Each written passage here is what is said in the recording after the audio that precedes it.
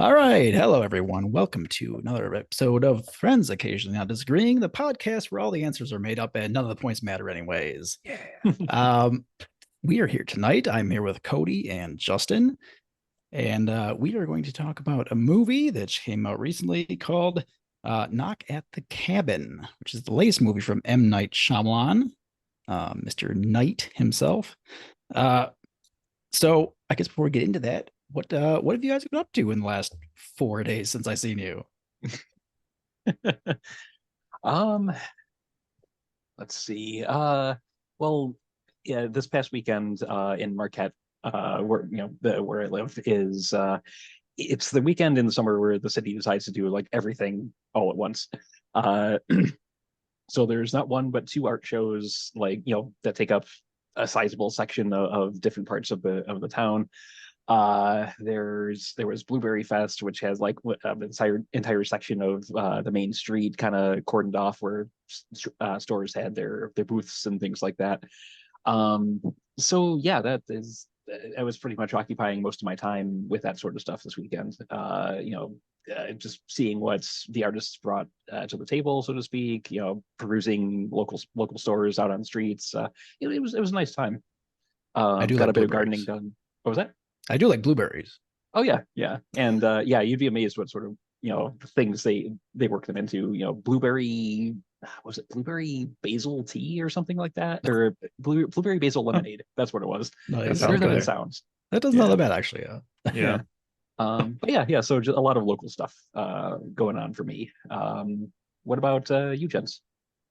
Um, I have been watching a couple movies, this one for the podcast, and then we also watched Escape Room as a family the other night. And my son had tried to watch it like a year ago, I think, and couldn't get past the first like 15 minutes, but we made him plow through this time to get over that. So he still didn't like it and refused to watch the sequel, but we do have the sequel from the library also if we ever get to it.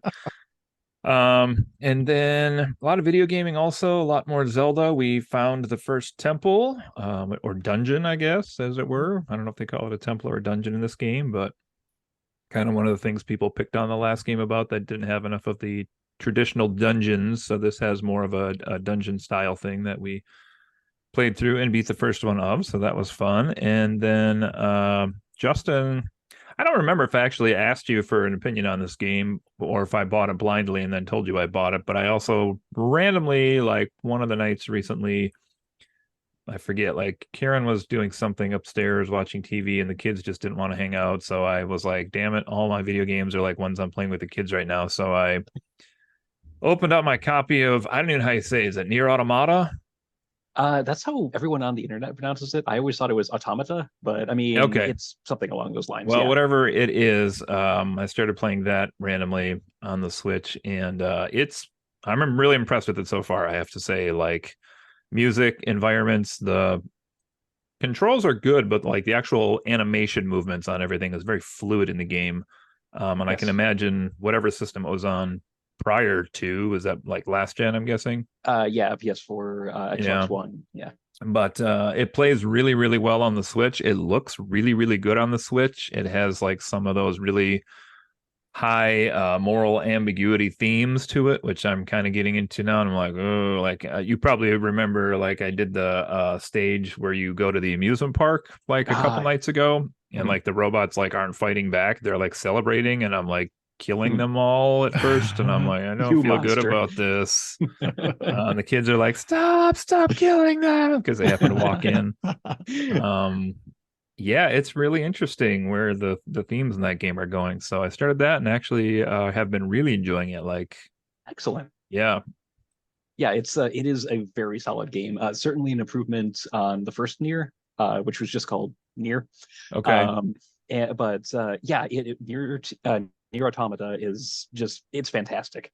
And it is one of the reasons why I probably need to at some point go through and update my list of top 100 games because it deserves to be on there.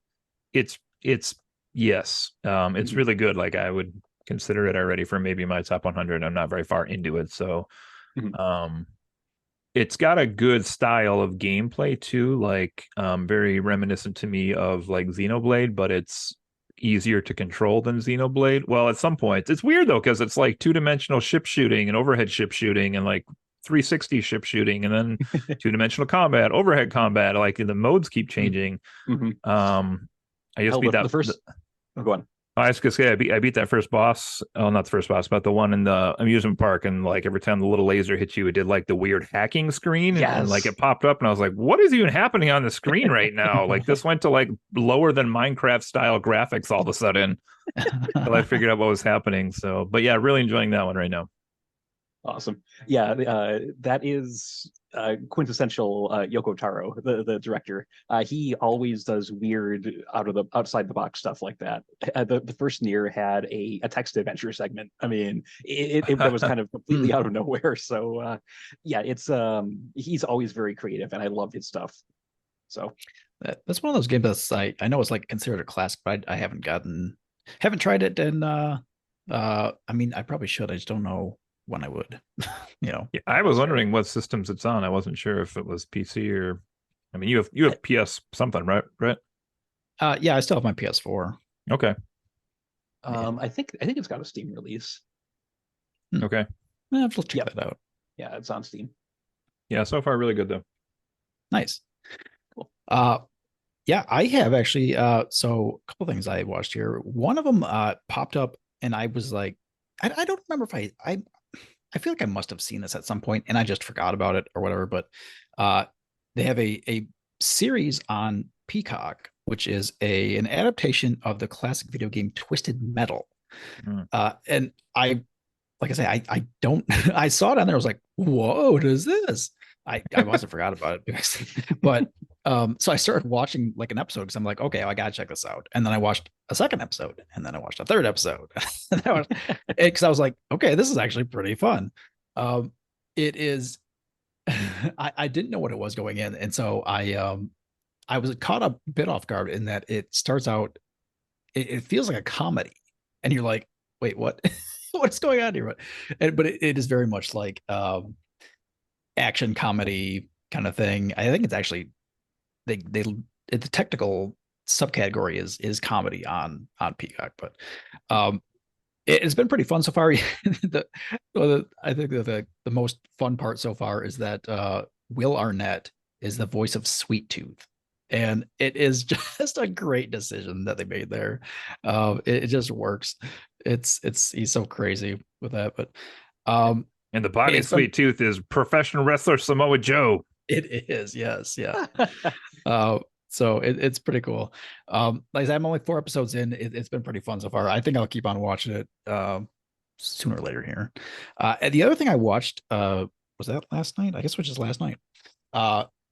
We also on Peacock is Renfield, and so Joe gave it some high praise. I'm like, okay, I'll check this out, and by golly, Joe was right. Happens once in a century. Like a comet. It was very fun. It was over the top just enough to give it that kind of schlocky feel that as we all kind of said, like we wish that Cocaine Bear would have had. That I think that absolutely fits. And yeah, it was good. I haven't been Nicolas Cage for me has been kind of on a down slope for me since like I would say like The Rock or so, maybe like Gone 60 Seconds, something like that. Since then I've been like, I don't know about this guy, but really does well in this role. he's just like he's kind of wacky with it and just like really like those facial expressions that he's been making years in his movies that just seems to fit well with us. So anyways, I enjoyed a lot. I'd probably give it like an 8. It was pretty fun. So that is all I've got here. So I guess let's get on into this thing. So as I said, we are going to be talking about the new movie Knock at the Cabin. Now I guess before we get into that proper, let's go over just like what experience do you guys have with M. Night Shyamalan and his movies? You can go just a quick list here. He has 14 movies now at this point, which I would not have guessed that before I made this list. But starting in 1992, you got Praying with Anger, which I don't think I've seen. I don't other than something Cody just mentioned before we started here. I didn't even know that existed. I don't know what that's about. Yeah.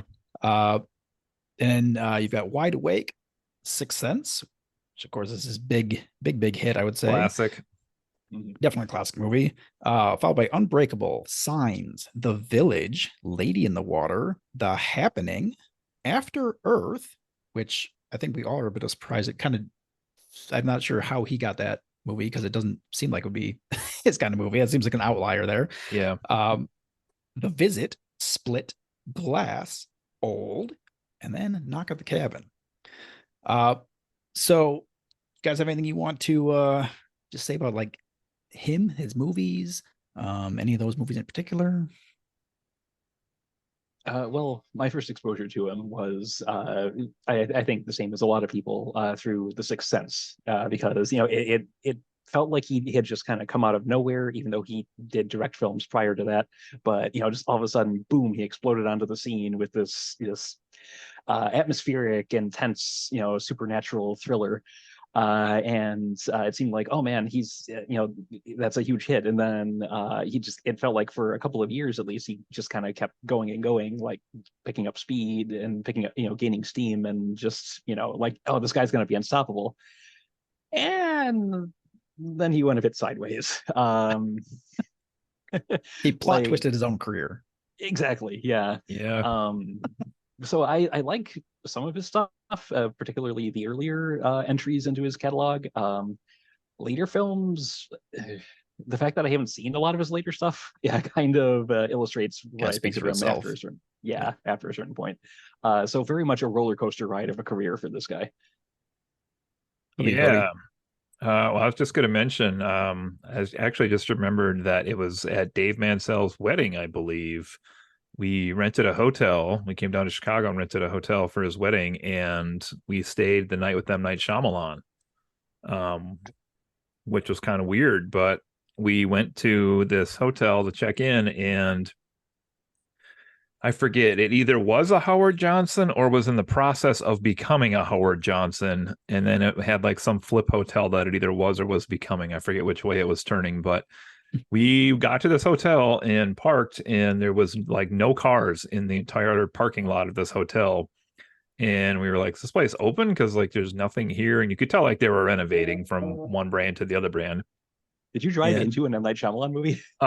So we walked in the lobby to go check into the rooms because it was Karen and myself and our friend Monica met us to stay to split a room with us. And the guy at the front desk was M. Night Shyamalan. And that's probably a bit of a stereotype, I'm sure. But if you ask any of the three of us and should look at a picture of him, like that's who was at the front desk. It was this entirely empty hotel, and he was at the desk. And he checked us in, and the next morning was really weird because I swear like he was back working the desk again the next morning, and he we won't forget this ever too. He like brought his mom into the hotel to cook the continental breakfast for the hotel guests, which was us. So M. Night Shyamalan and his mom made us breakfast that morning. That was the only time we saw him there, but weird. I just always remember that. Look, just like him. Oh my God, so much like him. So that's my personal experience with him. But as far as movies, yeah, I was just saying before we started too, like I guess I counted, I think I've seen 10 of these, which is way more than I probably would have guessed. I would have guessed maybe 7-ish. But yeah, you hit it on the head, Justin. In The Sixth Sense, that was just so huge when it came out. Even the second one here, Unbreakable, like I loved that movie as soon as it came out, and I feel like a lot of people didn't get it. They like it was a different shift for him, and it was very comic booky, but in the real world, like I don't know that comic books have really been done that way too much in movies since then, where it was presented as like real life, but comic elements to it. That was really good. Signs I really enjoyed, and that had a couple actual like good jump scare parts to it as well. That was really fun. The Village I actually really liked. The ending was kind of it was okay, wasn't great. I was one of the few people that actually liked Lady in the Water, which is my background I picked here for today. If you're an English person or somebody who enjoys like how plot is structured, I would be curious to have you review this because I've always said he wrote this for an English audience, like English writers, English studiers, not like English speaking, but the characters will like narrate like the part of the plot structure that they're at, or like the type of literary element that's being used in the moment, like literally will say the word. And I thought it had some really memorable characters in it as well. So I really like that one, but I see that's not looked at favorably. And then The Happening, of course, I paid money to see. Sorry to say, Same. that was bad. Can't really defend that. That was really bad. And I think that one maybe was like rock bottom for people because I think they kind of gave up on him at that point. And then following that up with The Last Airbender and After Earth, which were panned by everybody, it seemed like. I didn't see those two, but they were bad. And then I know Brett, you have maybe some comments on that next on The Visit. I didn't see that one. Split was really good. Justin, have you seen that? I have not. That's James McAvoy, I think, is that who plays Professor X? Mhm. Yeah, Okay, he plays like 7 different roles in the movie. It's like split personality is the whole thing the movie is based on, and he does a really like convincing job of having like a schizophrenic bipolar type episodes. That one's really good. And then Glass, I was just saying, I guess I did see because that finished up the trilogy with Unbreakable and Split and Glass, because all 3 of those characters exist in the same universe and they're all in the same movie. That one was okay, I think. I don't think it was great. Old was pretty good. That was kind of a fun little thriller. And then this one we'll talk about today. So Nice. Okay. Yeah, I think I had very similar experiences with you guys as well. I again, I was like kind of blown away by the by Sixth Sense, just the general atmosphere of it, and then that kind of bombshell ending, more or less, which I think really kind of set up his what he's known for. He's known for these plot twists that you usually don't see coming. And sometimes they're really well thought out, and sometimes they're just kind of off the wall. Um, and but I think that continues to be the defining feature of his movies is that, well, what is the twist going to be in this one? For me, same. I Sixth Sense was great. Unbreakable, I really enjoyed. Signs is one of my favorite movies. The Village, yeah, that ending was it was it was kind of like shocking in a way, but it wasn't intriguing. It was just like, wait, what? That's what's going on here. And then I also saw The Happening. I skipped Lady in the Water. Saw The Happening. I honestly don't remember if I saw the ending to it because I don't remember what it is exactly. I don't remember anything about it other than like, isn't there a scene where like bodies fall or something, or people are jumping? Yeah, I there's don't, like I don't stuff remember like anything falling about the out of movie. sky. Yeah, Plants are tired of us ruining the planet, so like, they make blocked it. pheromones to make us kill ourselves. That's pretty much it. Okay. Yeah. Okay. Yeah, that's right. Yeah. And then I didn't see any of his movies until Knock at the Cabin. Yeah, I know I'd talked about I'd read a fair amount about The Visit. That's Oh, how you I haven't kinda, seen The Visit? Okay. yeah, I haven't seen it, but I read enough to know that it looks like it's pretty good. But I haven't seen it. But yeah, that's my experience. That I've been really intrigued with his work since that, like his whole career. But at the same time, I kind of gave up after a while, and I just haven't been excited to go and watch the latter half of his movie list here. So I guess with that kind of sets the stage for what we're getting into here. Knock at the Cabin is brand new movie. I think I'm going to go through just a quick, try and do it quickly. I'm going to do my very best to make this a quick plot synopsis. And you guys are free to jump in with like anything if I like miss a point that you want to make or just have a comment. So one thing I kind of like of this movie is it just kind of just jumps right into it. So we start out with this little girl. Her name is Wen. She's playing in the woods, collecting these grasshoppers, putting them in a jar. Dave Bautista comes out of the woods and basically tries to befriend her. At which point, the rest of his crew shows up, which is Rupert Grint, Abby Quinn, and Nikki Amuka Bird. are the four antagonists in this movie. And they basically they go back to the cabin where Wen and her two dads are staying, and basically they get there and they say that they need to talk to them, and there's they end up basically like breaking in because they're like these guys Eric and Andrew, who are adoptive parents of Wen. They're like, no, you can't come here, understandably. And but they break their way in. There's an altercation. Which one isn't here? Forget here. Like Eric gets bonked in the head, gets like a concussion. And then basically we get to this point where the group kind of introduces themselves and their backgrounds. We learn that Leonard is a kid's basketball coach, Sabrina's a nurse, Adrienne is a line cook, and Redmond is essentially a garbage man. And they explain why they're there. And why they're there is because the four of them has been seeing these visions of this coming apocalypse, and they are there to prevent the apocalypse. And the way that it's going to happen is that one of the three of the family must, well, this is the catch. They can't sacrifice themselves. The other two have to kill the third one to prevent this apocalypse. One can't just commit suicide and do it that way. So, at which point they say, okay, make a decision. And they understandably say, no, we're not going to do that. And at that point, Redmond steps forward. He puts this like his white mask over his head. And then the other three, Sabrina, Adrienne, and Leonard, hack the crap out of it and kill him right in front of everybody else. Yeah, and the reason they do this is because they've told the family that for every no that they're told when they ask them for a sacrifice, they will quote unleash a plague upon mankind. I think is how they put it. Good point. Yeah. Yeah, and yeah, go on.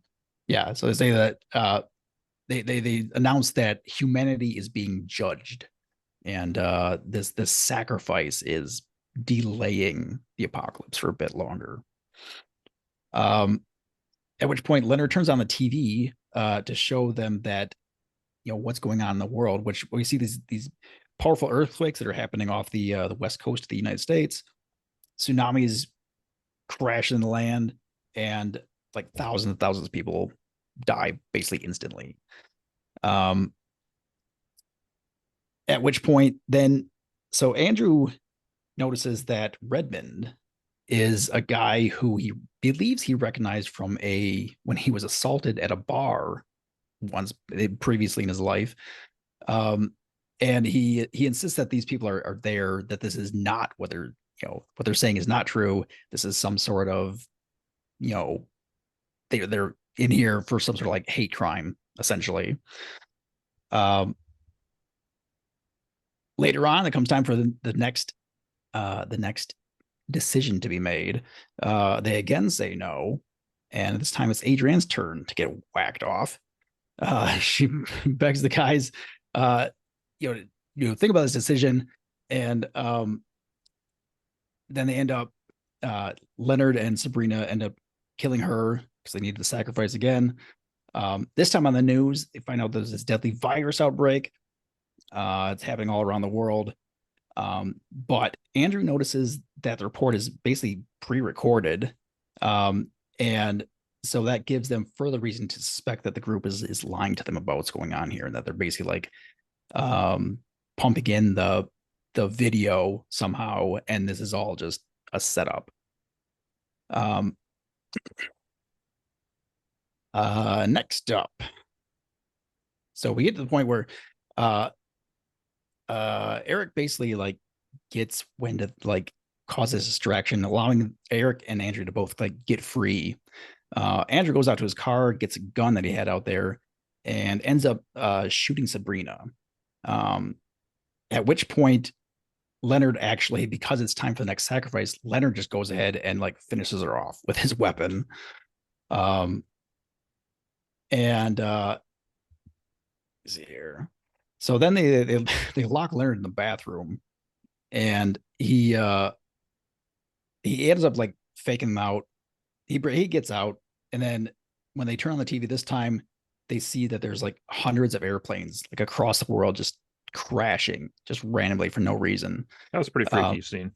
Yeah. That was I would say that's probably like one of the most of the movie where I was like, oh, this is getting like this is getting pretty wild now.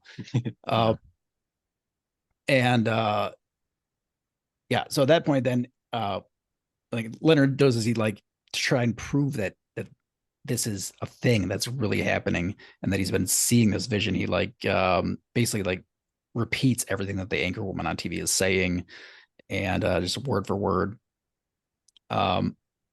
Which also then causes Andrew to believe that he was just rehearsing it, kind of understandably.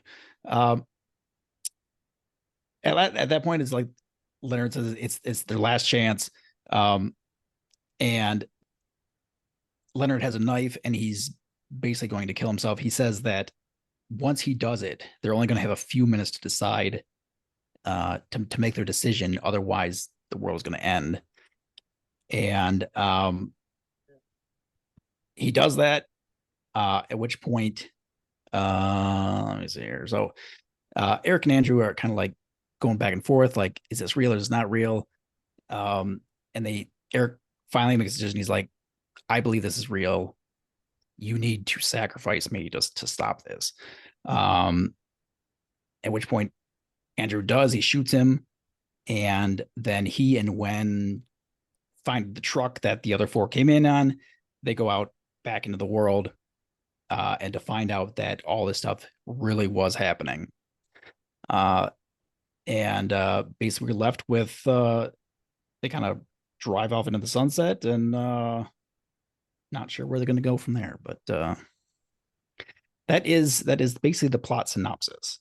So I guess the first thing that I want to ask here is how well for you guys did it keep you wondering, like, whether this was actually happening or whether it was the four were just like these lunatics?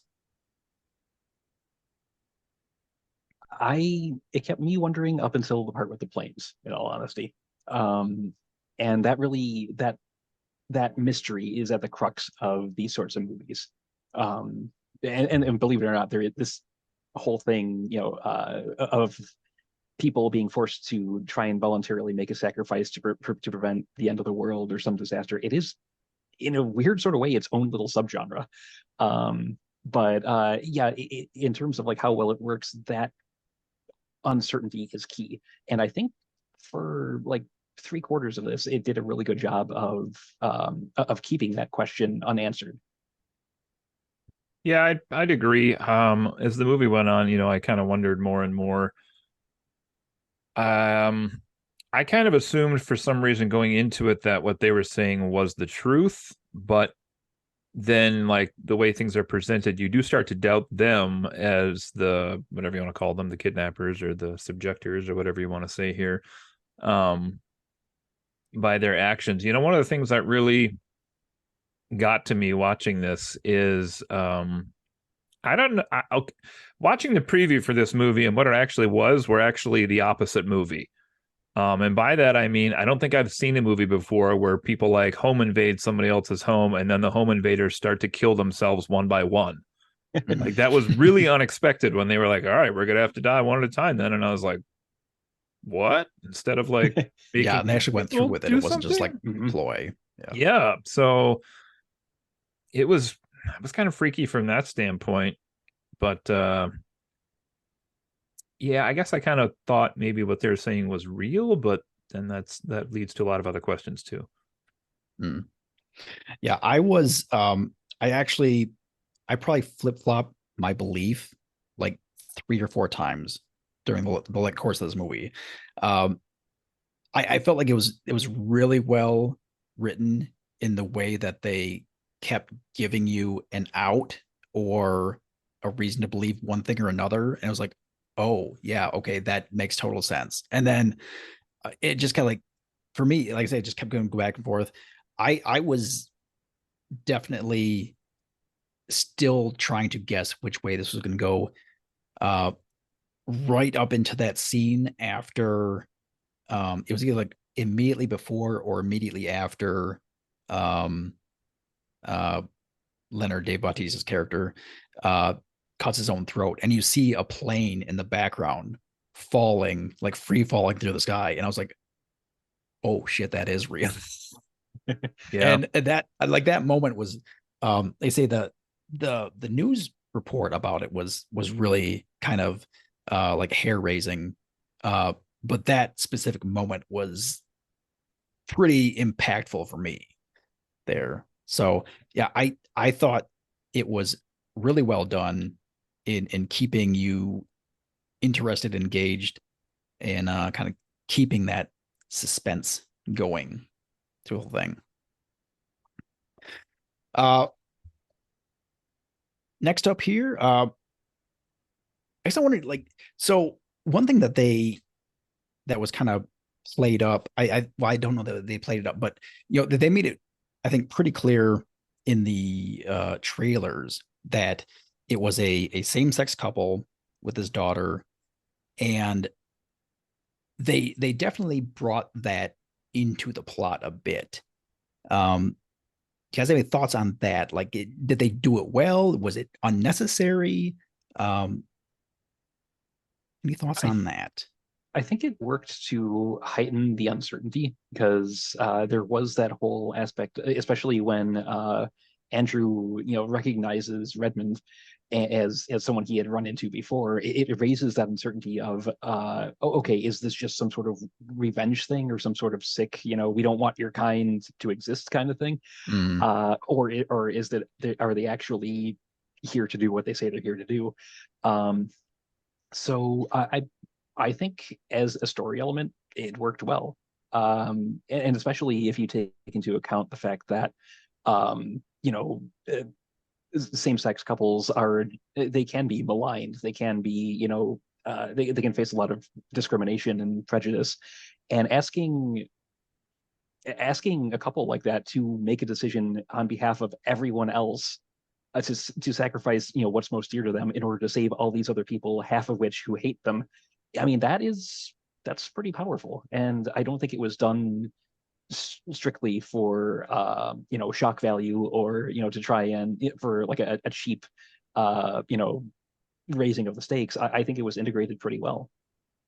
Yeah, I'd agree. I think Rupert Grint's character in the backstory, just they kind of reveal he was somebody who has crossed paths with them already at a bar in the one of the many flashbacks in this movie. I should point out where they batch out a lot of information, some of which is necessary, some of which is probably not necessary. But I think really the key was that I don't think Rupert Grint was mad at them or resented them because they were gay. I think it was probably just because Ron saw them as muggles, and that was the source of his anger towards them.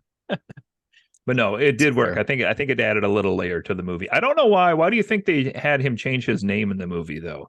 Like, why do you think he went by Redmond instead of O'Bannon? Was it purely as another plot device to, like, later? Because later on, I was like, Andrew's gonna go look at the guy's wallet at some point, and he did. Mm-hmm. So is it just purely for that? And when he did, I honestly thought he was going to find the wallet. Did not say that it was O'Bannon. But it did. Yeah, it seems like it was probably there just to further a plot point, to kind of further the doubt. Yeah, I other than, I mean, he spent time in jail, so maybe he was going by an alias to, so he wouldn't get suspected of things.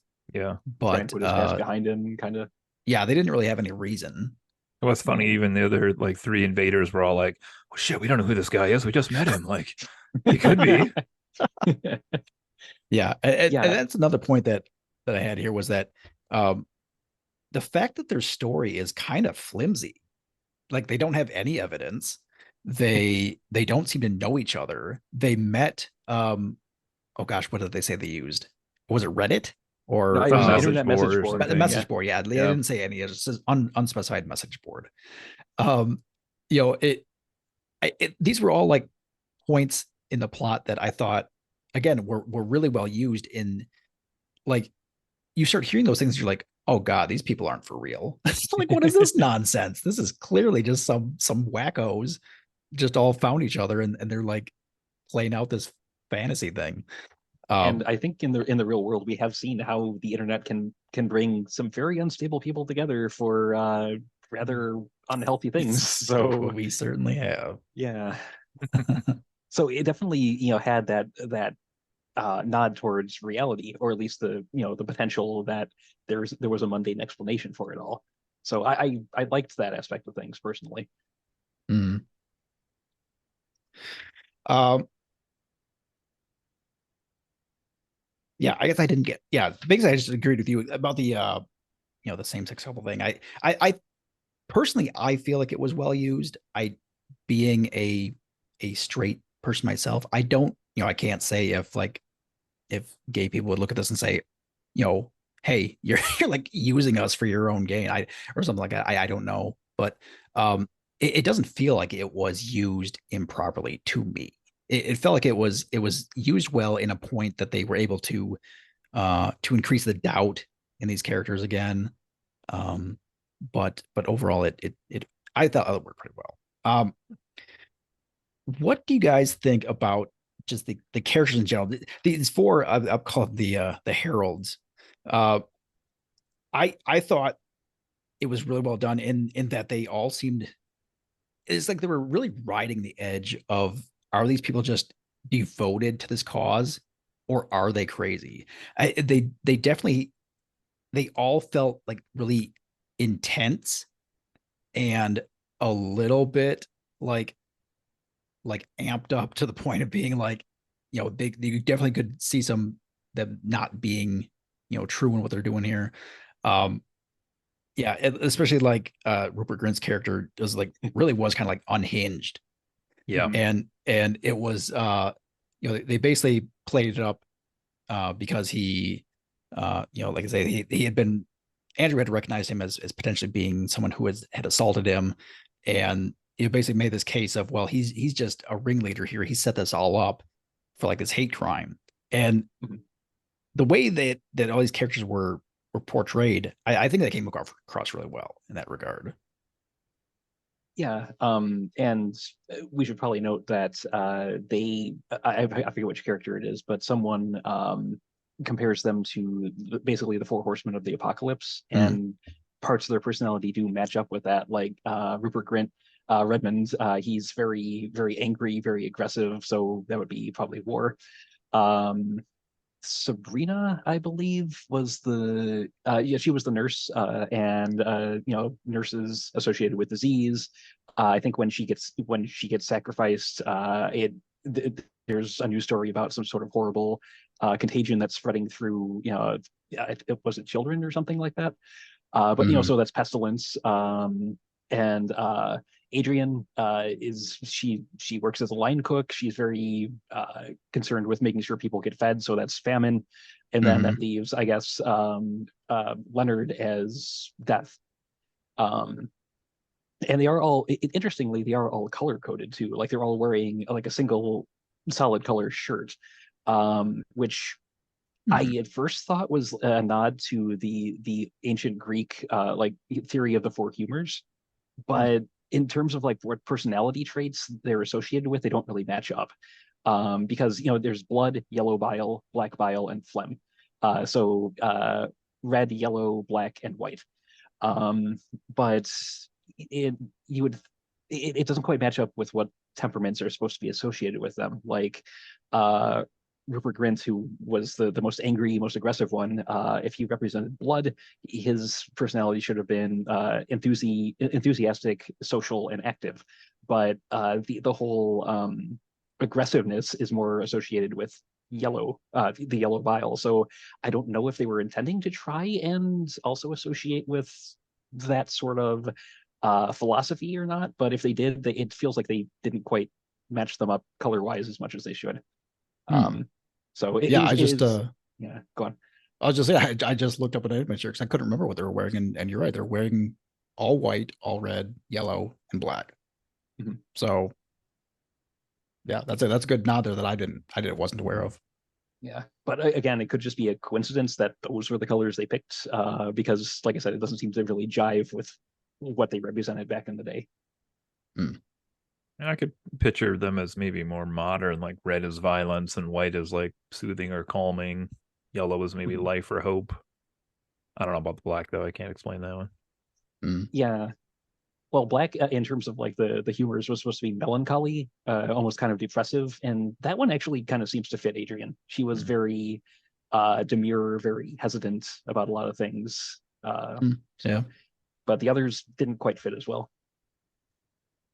Well, another thing I was going to say about the characters, however you started this question, Brett, but there was also the element of like, besides Redman, who they recognized, like everything the four of them told them, they couldn't validate any of that until much later in the movie, like after it was too late, basically. Like, what's her name? Adrian.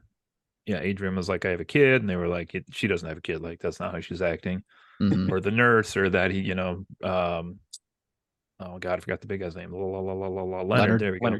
That he was like a teacher and coached and all these things, and they were like, but they find all that evidence later in the movie, which again, if nothing else, I guess gives validation to who they were as people, even if you don't want to get into the like apocalyptic prophecy stuff, but they were telling the truth, you know what I mean? Yeah. I mean, it it probably would be, it wouldn't have done as well for the movie had they brought that stuff with them. But logically, you think they would have brought all that stuff with them and be like, here's our proof. This is who we are. Please believe us. But no, they left all that back in the vehicle. So yeah. Let me see here. What else do I have to talk about here? I thought that the end was really emotional and kind of, really pretty heartbreaking. I definitely had gotten attached to these characters enough, to feel some emotions about it. The ending definitely, the line where when asks if Daddy Eric saved everyone definitely brought some tears to my eyes. Like that was like, that hit pretty hard for me.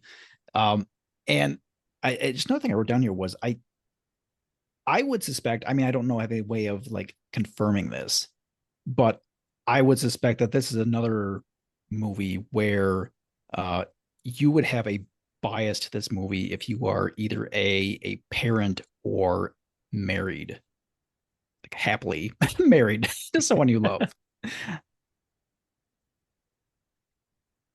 I could see it hitting. I mean, as falling into that second category myself. I can certainly see how it would affect someone who can relate to it on a personal level, more so than just your average bachelor or bachelorette, I guess.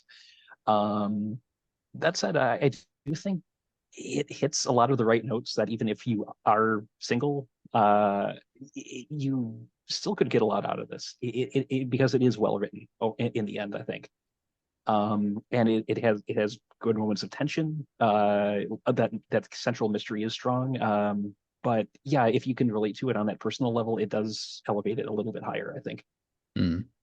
Yeah, it's an interesting story because I know my son and wife also watched the trailer for this before we decided who was going to watch it. My daughter ended up watching it with me, but to my wife, she saw like home invasion burglar type stuff, and her like least favorite movies are like Funny Games and The Strangers and things like that, where somebody's life is just completely upended out of the blue because this random person shows up at their house or something. It's too realistic. She doesn't like that. She won't watch those. And that is how this kind of looks from the trailer, but it's not that type of movie at all.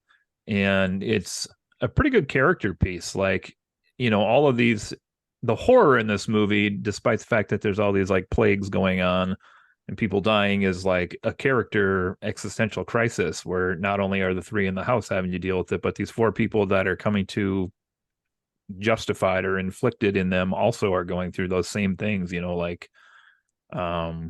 well, any of them, but like, Adrian, for example, is like, I have a son, his name's Charlie. Like, if I die, he's all alone, and it's like, it's easy to say, like, yeah, don't do this. but that character is going through a crisis, just like the three people that are tied up. Well, the two people that are tied up are going through it as well. So it's a tense movie to watch because there's just like no resolution that satisfies the characters in the movie, which I think makes it depressing and sad, but it makes you want to keep watching to see what's going to happen. Sure. Yeah, that makes a lot of sense. This is one thing I've noted here. My wife started watching with me. She ended up like kind of tuning out about halfway through, and then by then she actually fell asleep. But not because she was not because it wasn't enjoyable or that it was boring. She was made like uneasy to the point of being like, I can't watch this. Like this is it's too intense. She really like the fact that it was this family having to make like this incredibly difficult decision, and like knowing that in the end, like basically there's like there's not going to be any good conclusion at the end of this movie. Like no matter what, there's going to be like some death and some just awful thing happening. So yeah, she actually like she got felt so like uneasy about watching the movie she quit, which to me that seems like it's a pretty good indication of writing in the movie to me. What else here? Another note I wrote down here was I'm curious whether people who are maybe not as familiar with M. Night Shyamalan's work would they I'm wondering if they would feel as gripped by the possible outcomes of this movie, if they did not know that his movies typically have some sort of crazy twist. If you just went into this blind, like how would that change your outlook on it? I wonder. I don't actually have an answer for this. It just was a thought that crossed my mind. Like I suspect that perhaps people would not enjoy this movie as much. Um, it's hard to say because, like I mentioned, this somehow has become its own little genre. And my first exposure to it was a film that I went into blind, and it actually became one of my favorite movies of all time. So in light of that, I I think if you keep an open mind about this sort of thing, and you're just willing to take the experience as it plays out on screen, you could still enjoy this. I think you don't necessarily need to know its pedigree or much about it. If I think it carries enough weight on its own that it could still be enjoyable if you went in completely not knowing anything about it. Yeah, it's impossible for me to say, but I would guess you'd probably enjoy the movie about the same. It's interesting too because I saw a lot of reviews for this afterwards when I was looking that are like a rare M. Night Shyamalan movie where like the ending leaves you without a lot of questions to ask because it's like, here's the ending to the movie, and this is clearly, we could talk about that, but this is clearly what the answer was. Mm. But I don't know. I think it'd probably be enjoyable to anybody, but knowing his work, if you've somebody who've watched a lot of his movies, you probably are waiting for like what the twist is. So maybe you're gripped just a little bit more, but I don't know which way the twist was supposed to go in this movie. So I don't know. Yeah. That's hard to say. I mean, we could jump into that. Like, do you have any doubts left about like what the truth was? Or I guess for me, I'll just go ahead and say I think it for me it's really definitive that that there was an apocalypse happening and it was prevented by the actions of the movie. Yeah, I don't know. For me there isn't a twist so much in this movie, other than it was just like a continuous question, like an unanswered question that was just hanging out there the whole time, and that was more of the crux of the movie. It's an interesting one for me because I feel like that seems like it's the answer, and you work towards the whole movie to get to that point. But like, we did an episode on ghosts on the podcast before, and like Justin could be like, well, it's water pipes, it's this, it's that. You can explain away everything, but there's always that chance that it could be. So to me, the question in this movie was, well, yes, obviously all these events are timing up exactly with what these people are saying, and then they make the decision at the end, Eric dies and apocalypse stops. Is there always a chance that that was a coincidence and everything was going to stop right then? I guess I can't say definitively that it wasn't a coincidence, but it seems like that's not the case. Yeah, this does seem like a very definitive conclusion for an M. Night Shyamalan movie.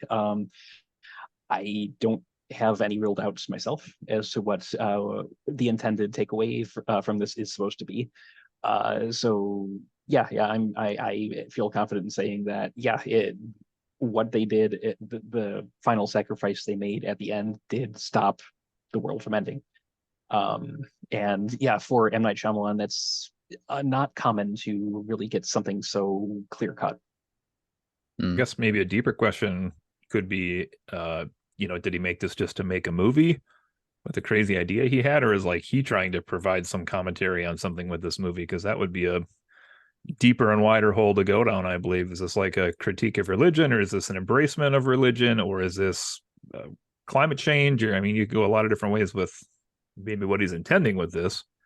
Well, it is based on a book, you know. Yeah, I was going to ask about that. Did you guys see the book this is based on? No. So yeah. I was checking on one of the things here. I'm going to spoil this for you, but it's a Cabin at the End of the World, but differences between the book and the movie. In the book, at the climax, Wen is shot and killed while Eric and Andrew are wrestling with Leonard for his gun, but because Wen did not choose to die and the family hadn't sacrificed her, her death did not satisfy the demands of the universe. So they still needed a sacrifice, and at the end of the book, Eric and Andrew chose not to sacrifice somebody, and they left the cabin to see what would happen. Oh, okay. So quite a bit different. Yeah, I may actually have to read that now. Well, because I figured it would be pretty. Well, I mean, even so, I think I can still enjoy that. But yeah, I figured it would be, pretty much a one-to-one representation. I didn't realize they changed that Shyamalan changed the ending quite so much. Like yeah, that's a fairly big change. Like that uplifting movie, The Mist. I love that movie. Unironically, I love that movie. You know who didn't? The people in the vehicle. But anyway. What else here? I had a couple more things here I was going to mention. That was one. Yeah, I pretty much gone through my list of notes, talking points here. I wanted to ask you guys. Left? I wanted to ask this question to all of you, and I've been on a couple websites to look this up since then. But there was that one moment in the movie where Eric like changes his attitude on everything, and he said he saw a figure. And there are, if you watch the movie real close, there's like maybe 3 to 4 times where the camera like frame includes the open doorway with like a shot of the woods, like the film wants you to strain your eyes and see somebody out in that woods. And I looked really hard every time. I mean, I didn't go back and like still framed or anything, but I didn't see anybody out there. There was one frame I told Cameron I thought I saw something move out in the woods, but I don't know.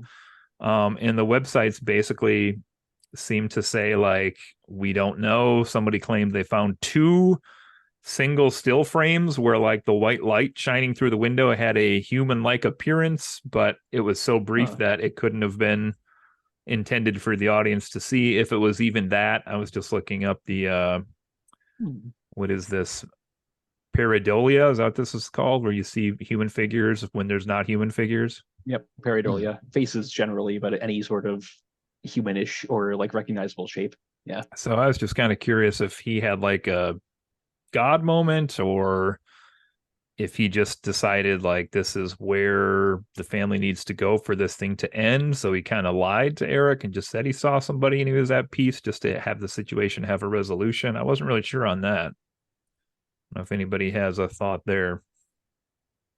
Yeah, I was just looking it up because I hadn't taken the time to do that. And there is a shot here of the 4, the 4 invaders here, the kidnappers, and they're like lined up, and Redmond has the mask on, and behind them there is like a ghostly figure. Really? And I haven't, I just looked this up, so I haven't been able to read the article to see like what if it's like that was singular frame that you're talking about, or what it was, or I presumably it's a real still from the movie and they didn't just like doctor it up. I don't know. Photoshop it. Yeah, that's entirely possible, but yeah, there definitely is something in this picture, anyways. Yeah, there was something about a mirror too or something. Mm-hmm. You got a link on that? Can you send that over in the chat? Oh yeah, I'll send it right now. So it's kind of giving me vibes of Blair Witch 2, and we used to go back through and watch all that stuff frame by frame. Right, yeah. You had mentioned that, yeah. Yeah. So yeah. it's that picture's like not even like subjective. It's like pretty definitive. That's a human figure. Huh. Yeah, because I had been looking it up on YouTube, hoping there'd be like a clip there, but the shortest clip I've been able to find of that was like 5 minutes long. I'm like, I'm not going to watch that in the background while we're talking. Right. I'm still not. Oh, is it the mirror behind her head? Is that where you're looking? No, it's the first picture on that that page that I linked. Horror movies you don't want to miss in 2023. Oh, what kind of weird? Yeah, because I'm like, is this? Is it the mirror behind Sabrina's head there? Or hold on here. I mean, that does look kind of human. Like the universe doesn't want us to see. It's like a distorted face, but that's a face. You have to squint. What's going on here? No, here's what I did. I've got this page opened up on one tab. And I just clicked on the link that I sent you, which I just copied the link at the top of the in the bar, and I clicked that link, and it is a different page with different photos. Weird. It's like it's like a much shorter write-up as well. What in the world? Okay. Okay. I weirded out. Tell me if it's tell me if it's that. The ones you guys got didn't ask for your credit card number. What if I copy that again? Oh, it's a different link this time. How did I manage to do that? That's bizarre. Okay. Right. Yeah, that looks. Oh. Yeah, that's different. Wait, what? That's not a real shot. Unless that was like a single frame, I'm gonna have to go back and watch it again. Yeah, that might be worth going back and checking out. Yeah. Is that real? Okay, and the weirdest thing. Okay, I was. Oh, it's okay. I was scrolling down, and the next story underneath that one is the original link that you sent us. So somehow, the first thing you linked us to was just that section without the top part. I don't know how that works. That's wild. Yeah. Huh. Okay. But yeah. That said, this is certainly a movie I would be up for watching again. Which I don't know if that means we want to segue into ratings or. I was annoyed that it was called Knock at the Cabin and not Knock at the Cabin Door. That just drives me irrationally crazy. I can't explain why. It just doesn't sound right in my head. It'd be one thing if it was not a knock at the door, but it was a knock at the door on the cabin, as it turns out. Yeah, that's fair. Just the English major and you coming out to the forefront. It just seems wrong.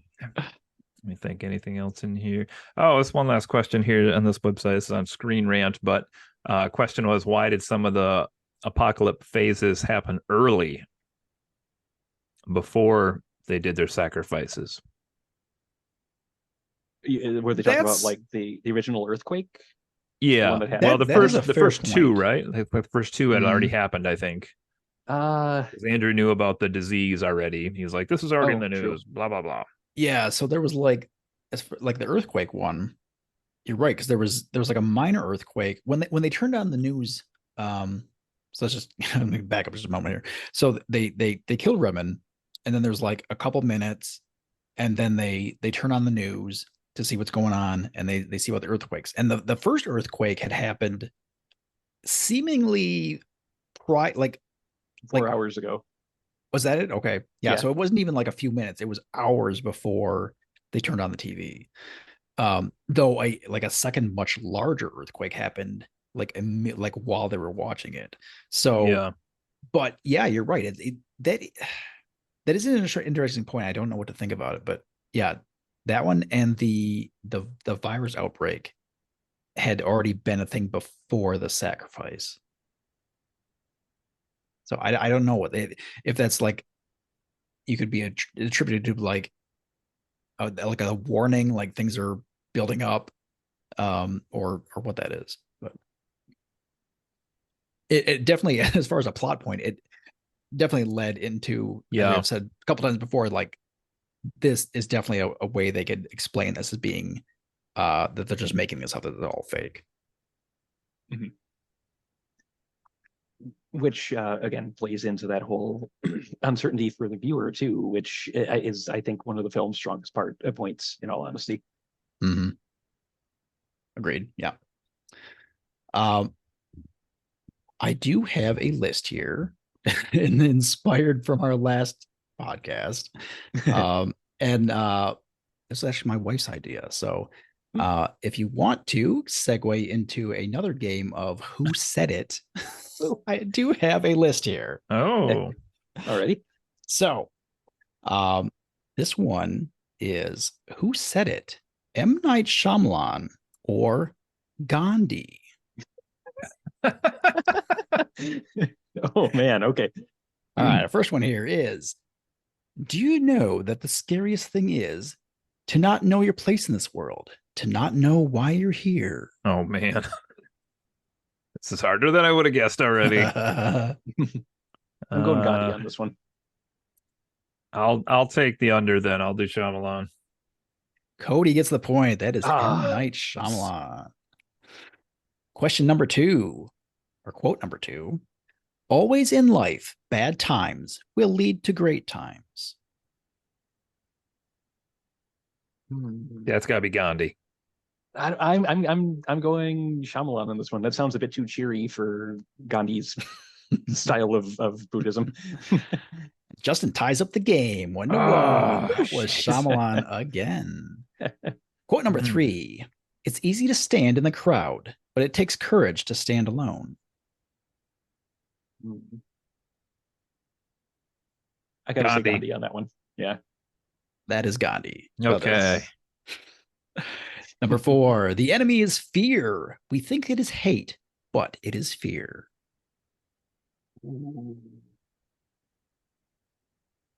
I'm also going to say Gandhi on this one. I will say Gandhi also on that one. Oh, right again. Okay, getting better at this here. Let me see here. I'm gonna pick one last one, I think. Check out The Happening. I think that was Gandhi.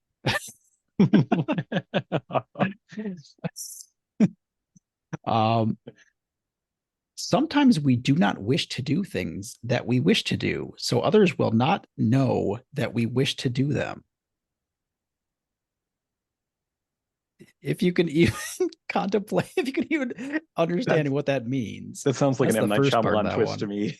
That's bazonker craziness. I'll go Gandhi so we get a winner. Okay. Justin takes it. That was M. Night Shyamalan. But she started going through some quotes. And actually, like I said, there's some really good ones in here I couldn't figure out myself. So Yeah. there we go. A nice little fun game in there. Nice. Does anybody have anything else? Any points, movie that I haven't brought up yet, or anything else? Or do we want to just get into ratings? I'm I not think sure if got I want to everything work out. these. Yeah, I don't know if I want to work these into when I do my rating or do them now. But I have some other movie recommendations if you liked this one. I Okay. mean, should I do that now or should I wait until I'm doing my rating? Well, let's jump in the ratings here then. You can do Okay. them then. So work out. So Okay. So I'll go ahead and lead it off here. I went into this a little apprehensive. As I said, after having not seen his last several movies because I kind of lost faith in the process. I was not sure what to think about this one. The trailer definitely had me feeling pretty good about it. But again, I just was not certain. I was pleasantly surprised that this held my interest, and it was, I felt it was interesting and suspenseful the whole way through. Um, I it definitely the characters are very intense in what they're doing, um, and it's gripping because of that. I thought it was like there was no point where I was like dozing off or like wandering with my thoughts. I was like really interested in this. I also thought it was it kind of caught me emotionally. You know, I did like these characters. You know, even these four, whatever you want to call them, kidnappers, heralds, the horsemen of the apocalypse. Um, Even by the end, like I felt I felt sorry for them. I felt emotionally attached to them even a bit. And I don't know that I can point to anything.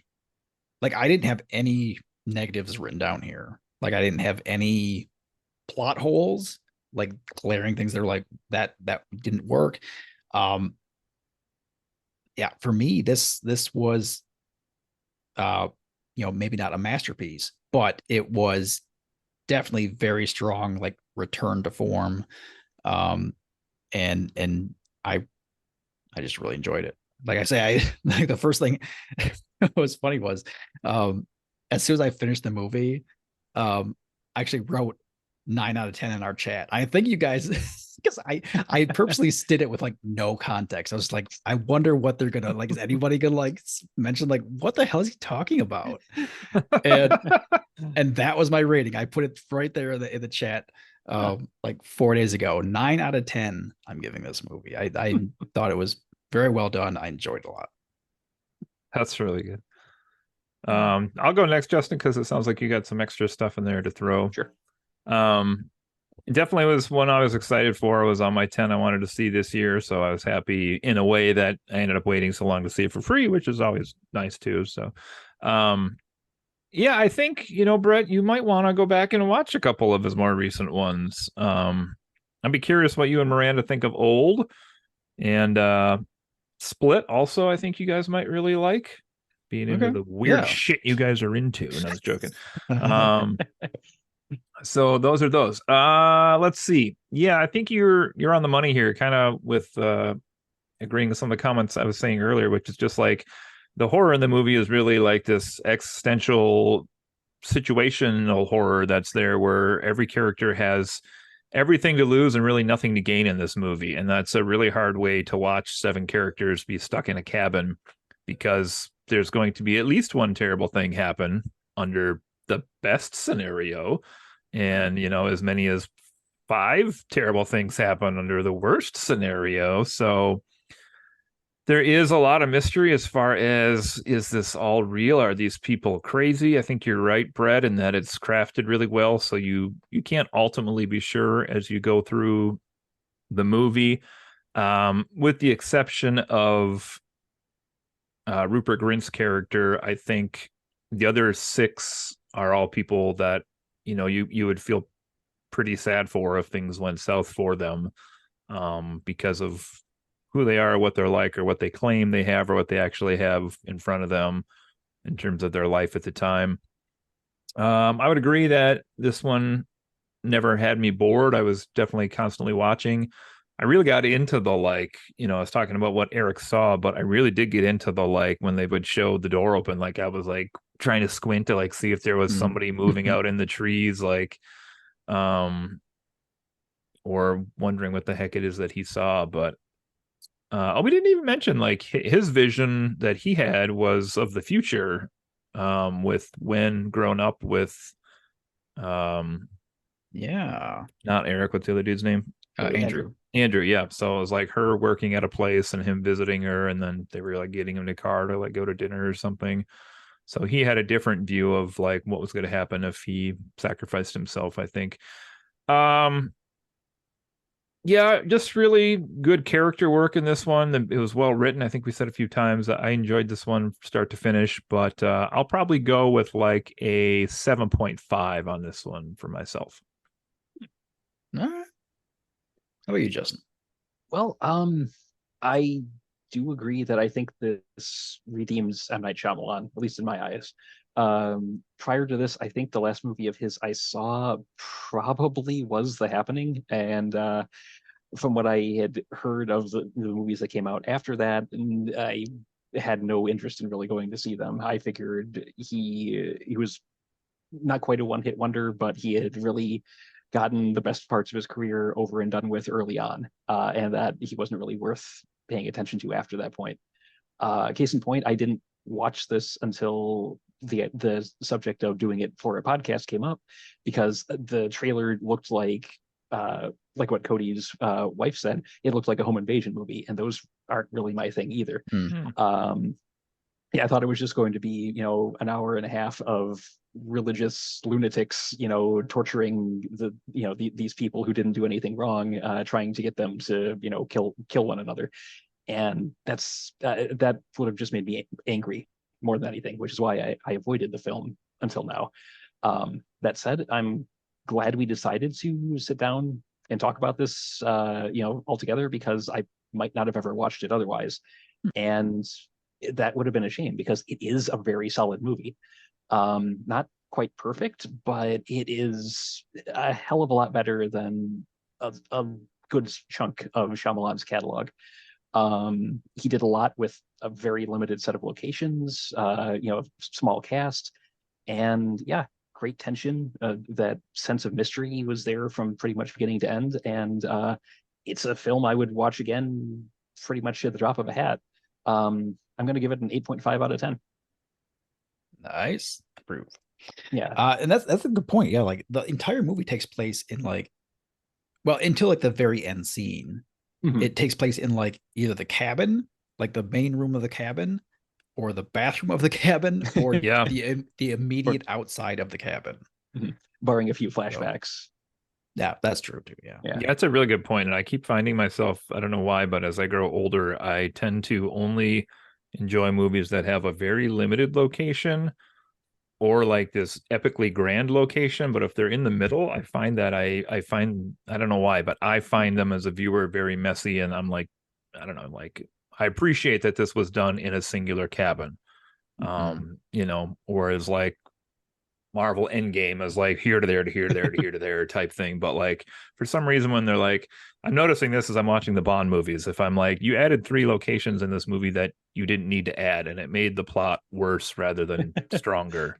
So I appreciate that this is a really small location. I should just one other note I wanted to throw out here too is I didn't see the movie Devil on the list, which is another one I thought was his, and I just looked it up, and he was the producer on that movie, not the director. But that's another one you might enjoy as well, which is kind of interesting. It's people stuck on an elevator together. So if you want to talk about a small location. Ooh. Oh, I remember that. Yeah, I didn't see that, but I remember remember a trailer for that now. Okay. Yeah, I'm actually looking up to see where that's streaming at this point. Only place that's streaming for free is Apple TV or Stars, which Those apparently don't has its sound own real. streaming service. Stars is the thing. Stars apparently is the thing. Oh boy. Otherwise, it's like $4 to rent. So. Yeah, I think following this, I am definitely going to go back and check out at least 2 or 3 of these movies again. Yeah, I like I said, based on recommendations here, and yeah, a couple of these I have heard like good things about previously. I just haven't gotten around to doing because I was like, I just didn't feel that excited anymore about them. But yeah, they all have kind of ups and downs, and I haven't seen all of them. I haven't seen The Visit, and there's some other ones in there I didn't see, but even like Old, for example, I don't have to give away, but like if you ever saw the trailer for that, like the concept is basically is people on a beach and they're like aging like super fast. And that one really gave me the feels because it was like my kid's not a kid anymore. Now I'm elderly. Like now they're watching their parent die, like, but all in the span of like hours instead of years. Like really made mortality and humanity be like something to think about for a second. So yeah, I could see that being definitely definitely I'm not sure what the word is, but yeah. Definitely have some feelings there. So yeah. But Okay. speaking of movies to check out, Yeah. I had mentioned a couple of times that this is not the only film I've seen that it involves a person or group of people having to make an impossible choice in order to maybe or maybe not save the world. Brought to you by Family Video. Family Video, where kids rent free. But that said, I've only seen a few other movies that tackle this theme, but I've grown to really like just this approach to storytelling because you can do a lot of interesting things with it. A case in point of the movies I've seen in this vein, this is the most down to earth. Um, my first introduction to this as a subgenre is actually a Korean film from 2003 called Save the Green Planet by, I'm probably going to butcher this name, my apologies, but Junhwan Yang. And it basically centers around this guy who thinks that aliens have infiltrated Earth society and they're going to destroy the world at the next full moon, unless he does something to stop them. So he kidnaps a senator who he believes is related to the alien royalty, and proceeds to try and torture him to the point where he'll call off the strike. And during the course of the film, it's you find out that these two have a connection that isn't clear from the beginning. That the guy who kidnapped him has other issues beyond just being kind of a wacko conspiracy nut. But interwoven in it all, there's this question of, is he just completely nuts, or is there a chance that he's actually right and that the world is going to end unless he gets this guy to call off the attack? And it is just really engaging. As I said, it is one of my favorite movies of all time. Physically, I'm not sure how easy it is to track down, but if you have a library card and your library offers Canopy, which is a streaming service, you can watch it there for free. Highly recommended. This film is phenomenal. Parts of it are very hard to watch, just because they do legitimately torture this guy. But it is a very solid story, and it keeps you guessing right up until the end as to whether this guy is right or just completely off his rocker. How many characters are dubbed in the voice of James Van Der Beek? I watched it with subtitles, so I don't know. But yeah, it is. It's a fantastic film, and a lot goofier in certain ways than Knock at the Cabin, just because of the premise. But it is also very dark at times too. Just give it a watch. I don't want to spoil anything because it's great. And then the other one I've seen that fits into this mold is a more recent film called Glorious. And the premise for this one is there's a guy who's just gone through a breakup. He's just packed all his stuff into his car, driven off and to try and get away from it all. Ends up stopping at a rest stop at one evening, and just rather than drive on, he gets impressively drunk to the point where he basically stumbles into the bathroom, passes out, and wakes up the next day, vomits it all out of his system, tries to leave the bathroom, and he can't. The door is locked, and a voice from one of the two stalls starts talking to him.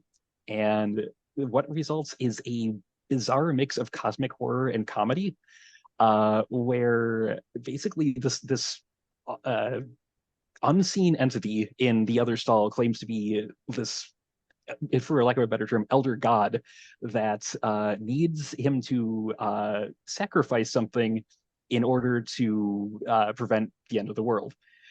I'm not going to say what it is, what he perceives that sacrifice to be, or what it ends up actually being, or whether or not this thing is actually what it says it is, or if it's something else. But it's a really different take on things, because it really does sort of bend space-time as he tries to escape and get away and save himself.